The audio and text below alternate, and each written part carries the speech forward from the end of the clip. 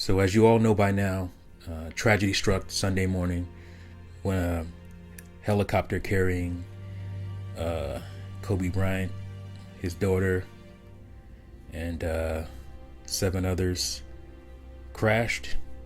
And it was just a tragic, terrible thing.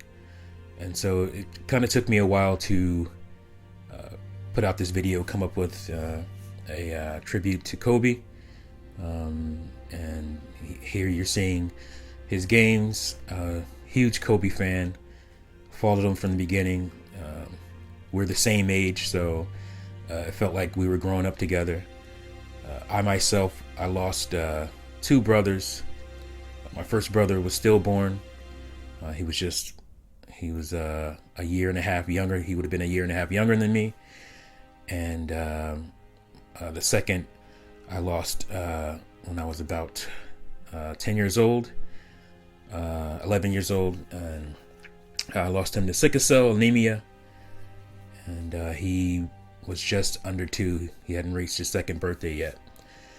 And so as a kid, as myself, with an over and active imagination, I had a pretty good imagination, which leads to, some of my creative side. I used to, imagine, my brothers didn't die.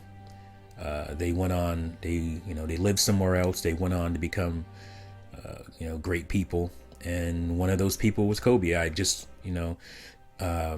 imagined that, my brothers became something else. And this is just something I did with myself. I did to myself internally. And, I didn't really share this with anybody. I never shared it with anybody until today. Because, even though it was a long time ago, the loss, especially of my second brother, because I actually didn't know until I was a little older that I had a brother that was going to be a year and a half younger than me, because my mom didn't tell me. And I was just too young to know back then. But my second brother, it did hit me hard. It still bothers me to this day. I still think about it when I'm just kind of alone in my thoughts. And so it was just a coping mechanism, a way for me to deal with the loss of, that brother that would have been just a little bit younger than me. So some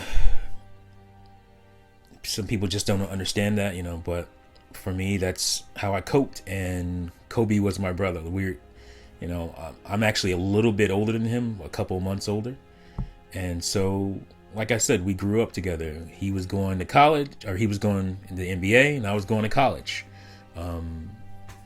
And after Jordan, he was, the guy I emulated on the basketball court. You would shoot your little shots. You'd yell Jordan, when you shoot your shots. And then Kobe was the guy after that. I would emulate his moves. I would do the fadeaway.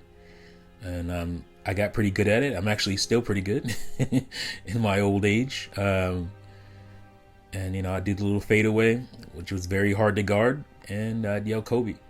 And, obviously, I don't know him personally. I don't have a personal story. I've been seeing a lot of personal stories. I think the Jimmy Fallon one was the most gut-wrenching, because you could see that he was really bothered, because they were pretty good friends. It's just, it was just tough to see. And it was Shaq as well. That was also a tough one, because they were brothers. They won championships together. They had their falling out, and it was just, I hated that period.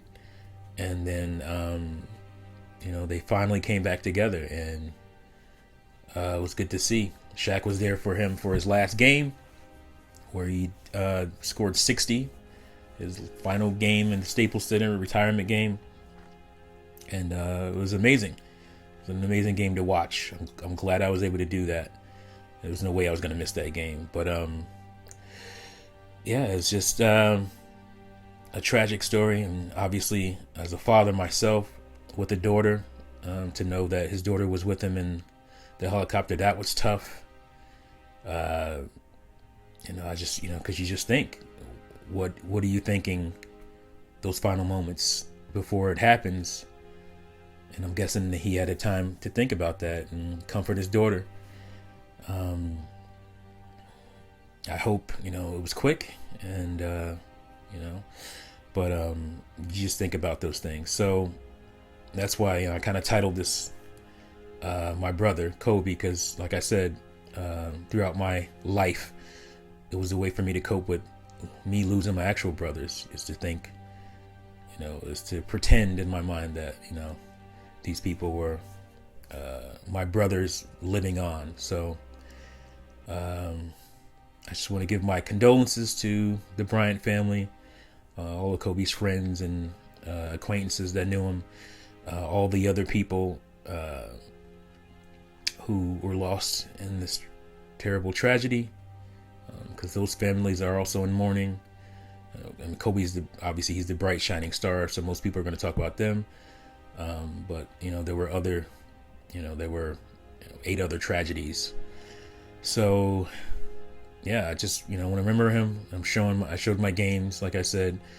I remember the day I went out and picked these games up, day one, on all of them, because I was, like I said, I was a huge fan. I am a huge fan, and the saddest thing is that being a filmmaker, I graduated film school,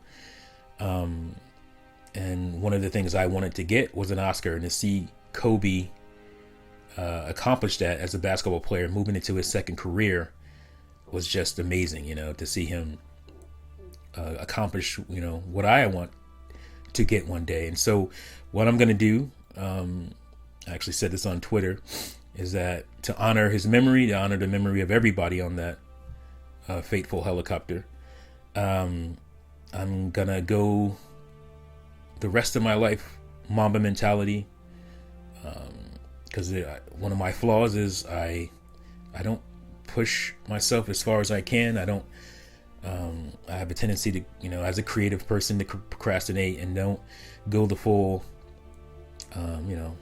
go that full mile. So I'm going to approach everything with Mamba mentality from here on out, and hopefully one day get that Oscar that I dreamed about getting, even before I entered film school. And if that happens, I will give a shout out to my brother. So yeah, that's my tribute. Mamba out.